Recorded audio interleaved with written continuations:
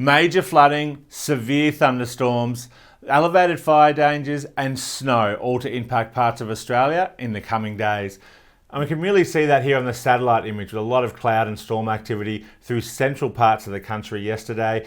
And our next weather maker now moving down into southwestern parts of WA. And we can really see that here in the water vapour as this upper level system stands up. And that's going to bring weather across large parts of southern Australia in the coming days. But the heat and humidity will continue across our tropical north with afternoon storms there. Now, of course, major flooding is ongoing for many communities across parts of New South Wales, particularly on the Lachlan, the Murray River as well, where we're seeing peaks near record for some locations. Now, through Forbes, we're seeing conditions very slowly ease there, but still experiencing major flooding. And then the focus is going to move towards Cadoblin as we move into the coming days, as well as for upstream communities towards the Mildura area in the coming week or so. Major flooding also occurring through northern parts of New South Wales and moderate to minor flooding through parts of Victoria and southern Queensland.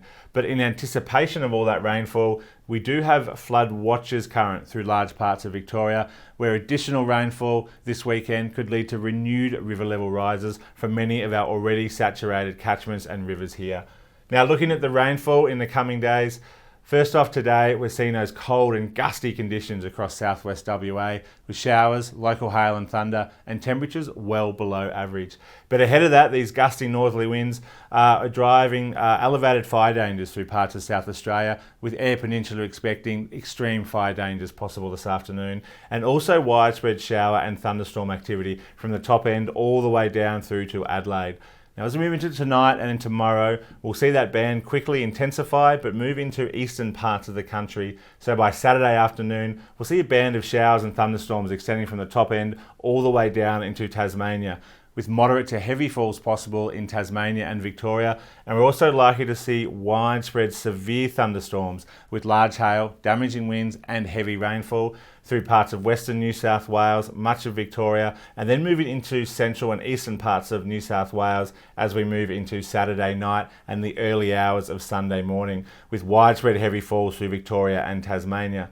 Then on Sunday, we'll see the showers and storms contract to northern and eastern parts of the country, with much colder air sweeping across much of South Australia, Victoria and Tasmania.